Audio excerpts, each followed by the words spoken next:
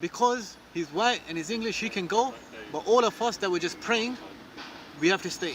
Hiding in plain sight. On the street, captured on camera.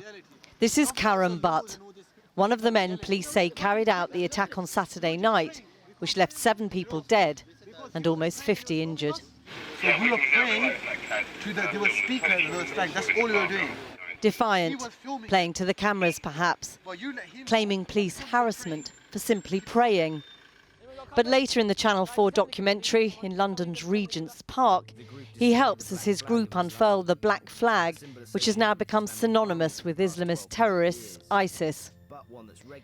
Tonight, more than a year after this footage was broadcast, Karam Shahzad Butt from Barking was officially named by the Met Police as one of the terrorists. The second, named as Rashid Redouane, also from Barking, and a third is yet to be identified. So, a key question tonight. What was known about the attackers, particularly Butt, his image and views made so public? People who know him say he was a man who didn't hide his extremism. And this is where it all ended. The scene at London Bridge, moments after the 3 attackers drove a hired van directly into the crowds of people enjoying a night out.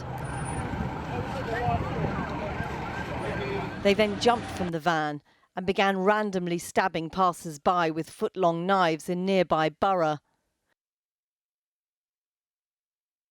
Watch closely here as people run for cover in Arthur Hooper's, a restaurant in Stony Street.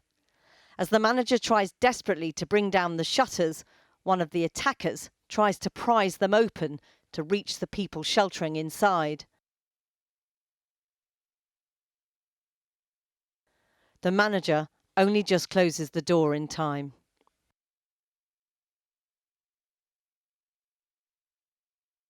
Within 8 minutes of police being called, the attackers lay dead themselves, their pretend suicide belts around their waists, shot dead by armed officers who fired an unprecedented 50 rounds. Since the attacks, there have been a string of police raids across East London, including in Newham, Dagenham, and here in Barking, where Butt lived with his family. Counter-terrorism officers launched fresh raids here in Barking in the early hours of this morning.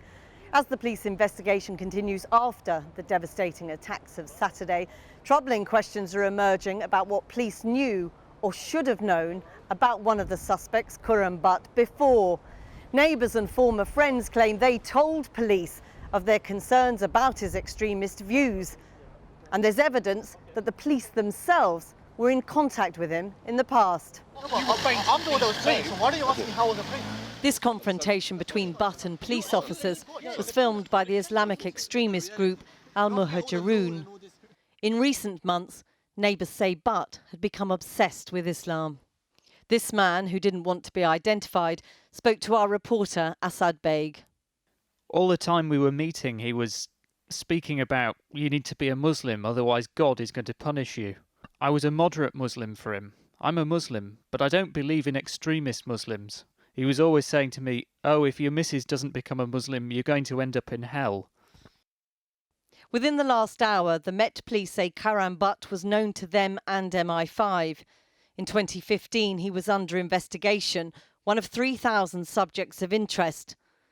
During that time, they say they did receive a call about him, but some months later, they found no evidence or intelligence of attack planning, so he was no longer deemed a priority. The police said Rashid Redouane was not known to them. Police say they are still trying to find out if Butt and his accomplices were part of a wider network. They've appealed to the public for any information about the men, one of whom they already knew, but who somehow managed to slip the net.